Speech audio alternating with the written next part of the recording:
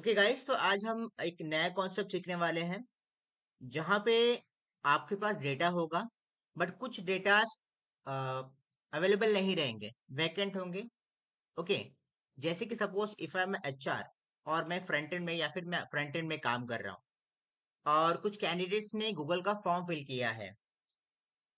Unfortunately उन्होंने कुछ data fill नहीं किए, जैसे कि अगर आप देखोगे यहाँ पे तो एक ये कैंडिडेट्स है।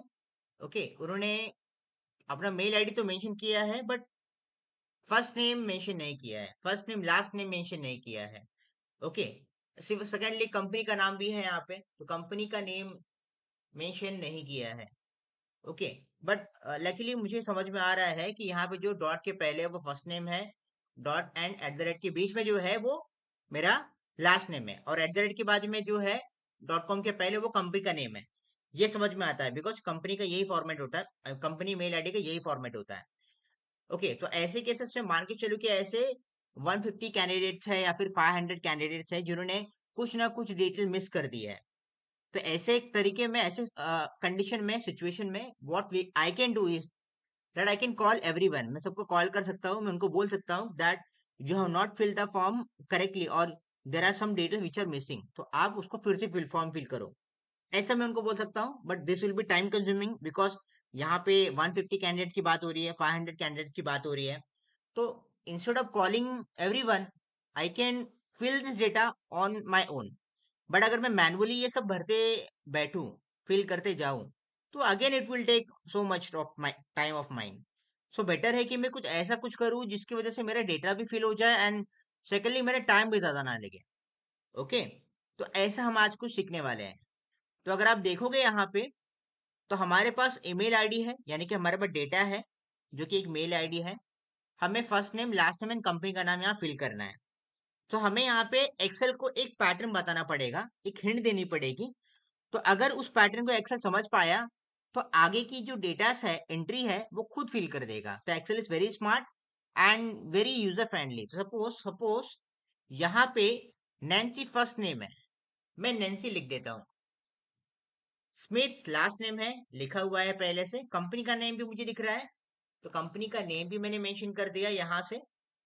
ओके, नाउ अब मैं एनडी यहाँ लिखते बैठू, नॉर्थ लिखूं, यहाँ फिर कंपनी का नाम लिखूं, ऐसा मैं नहीं करूंगा। सिंपली जो मैंने यहाँ पे एंट्री की है उसको मैं नीचे ड्रैग करूंगा। जब कभी भी हम वर्ड्स को ऐसे ड्रैग करते हैं तो वो कॉपी करता है। तो देखोगे अगर आप यहाँ पे, वो ड्रैग होकर कॉपी हो गया है। नाउ मुझे यहाँ पे नैन्सी नहीं चाहिए, यहाँ पे मुझे एंडी दिखना चाहिए, यहाँ पे जैन दिखना चाहिए, यहाँ पे मैरिया दिखना चाहिए। तो there is a option available here call autofill options, जहां क्लिक करने के बाद में आपको एक लास्ट ऑप्शन दिखेगा, flash fill.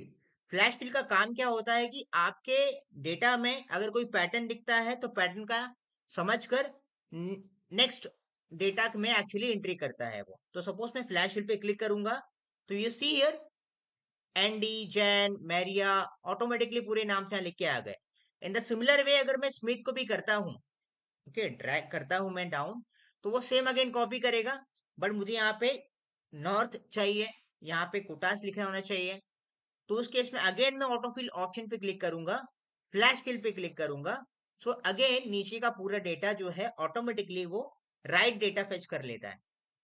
Okay, similar way company का भी मैं कर सकता हूँ। कंपनी का नेम से ड्रैग करूंगा, ये कॉपी करेगा, आपको फ्लैश शीट पे कल सिलेक्ट करना है, और जो भी रेस्पेक्टिव कंपनी होगी वो यहाँ पे लिखकर आ जाएगी। तो ये बहुत ही इजी तरीका है जिसकी वजह से आप बस एक हिंट दोगे एक्सेल को, और एक्सेल उस फिल को समझकर फ्लैश फिल के ऑप्शन से आप आगे के सारे डेटा लिख सकते हो।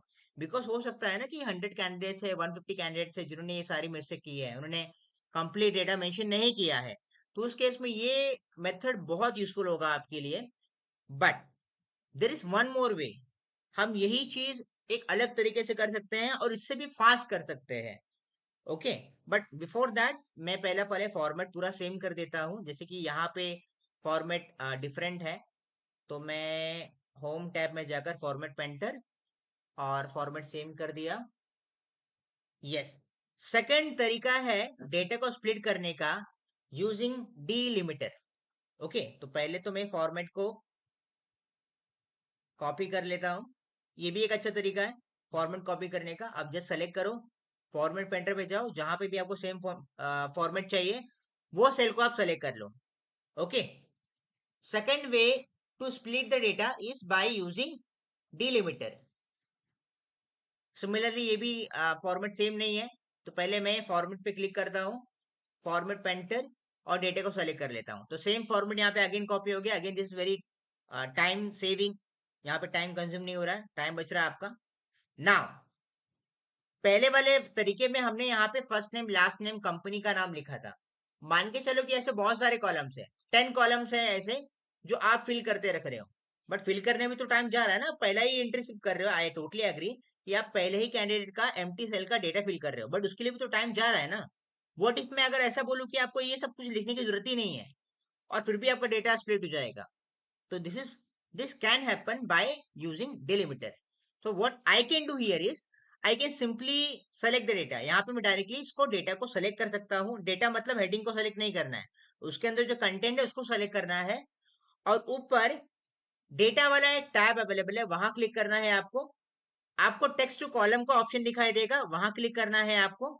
आपको दो ऑप्शन दिखाई देंगे, डिलिमिटेड फिक्स विथ। आपको डिलिमिटेड पे बाय डिफॉल्ट सेलेक्टेड है, आपको वही रखना है। नेक्स्ट पे क्लिक करना है। नाउ यू सी हियर, अभी डेटा ऐसा दिख रहा है मुझे यहाँ पे। ओके। ऊपर कुछ ऑप्शन अवेलेबल है, डिलिमिटर। डिलिमिटर में बेसिकली आपको आपके डेटा में जो भी चीज रिपीट हो रही है, कॉमन है, वो आपको यहाँ पे मेंशन करना होता है। सपोज यहाँ अगर आप देखोगे, नैन्सी स्मिथ एंड कंपनी की नेम के बीच में कॉमा मेंशन किया है, कॉमा यूज किया है, और ये सारे डेटा में है, सारे एंट्रीज में है। तो यहाँ पे आपने एक चीज देखी कि first name last name company name के बीच में कॉमा यूज किया है। ओके, तो आपको यही चीज यहाँ मेंशन करनी है। लेकिन यहाँ पे क्लिक करने के बाद देखो यहाँ कैसे चेंजेस आते हैं। सी दिस, पहले जो डेटा आपका एक ही सेल में था, अब वो तीन अलग अलग कॉलम में दिख रहा है मुझे यहाँ पे डेटा प्रीव्यू में। और उसके अलावा बाकी जो ऑप्शन है सबको अनसेलेक्ट कर दो, तो टैब को भी मैं अनसेलेक्ट कर दूंगा। ओके, फिर नेक्स्ट पे जाएंगे। नेक्स्ट पे जाने के बाद में दो चीज इंपॉर्टेंट है। आपका डेटा का फॉर्मेट कैसा चाहिए आपको। मैं इसको जनरल में चाहता हूँ, रीजन इज दैट कि ये वर्ड है। ओके, कोई डेट नहीं है, तो मैं इसको नॉर्मली जनरल फॉर्मेट में रखूंगा। सेकंड चीज इंपॉर्टेंट है डेस्टिनेशन। आप जो ये चीज कर रहे हो, इसका रिजल्ट आपको कहाँ चाहिए, ये कहने का मतलब है। तो यहाँ E9 लिखा हुआ है, $8 $9 मीन्स E9 ही होता है। तो E9 एग्जैक्टली कहाँ पे है, E9 यहाँ पर है। तो अगर मैं फिनिश पे क्लिक करूंगा तो क्या होगा, नैन्सी जो वर्ड है वो यहाँ लिख कर आ जाएगा, और उसके बाद जो वर्ड है वो नेक्स्ट कॉलम में आ जाएगा। तो नैन्सी स्मिथ, बट स्मिथ तो लास्ट नेम है, फर्स्ट नेम थोड़ी ना है। और नैन्सी यहाँ आना चाहिए। तो मुझे क्या करना है कि मुझे अगर रिजल्ट को कहीं और चाहिए, अगर, तो मुझे जहां रिजल्ट चाहिए मुझे उस सारे सेल को सेलेक्ट करना पड़ेगा। तो पहले तो मैं इस डेस्टिनेशन को मैं डिलीट कर दूंगा, न्यू डेस्टिनेशन पे क्लिक करूंगा। सी, पहले यहाँ E9 लिख के आ रहा था, अब यहाँ पे F9 लिख के आ रहा है। तो अब क्या होगा कि आपका पहला जो आंसर आएगा नैन्सी, वो यहाँ लिख के आएगा, और मुझे यही चाहिए था।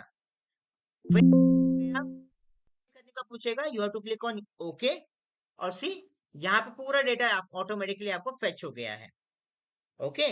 सिमिलर वे में अगर आप देखोगे तो बहुत सारे अलग अलग कॉलम्स अगर होंगे, जैसे कि 7 कॉलम है, 8 कॉलम है, 10 कॉलम है, जहां पर डेटा फिल नहीं किया है, तो again this method will work.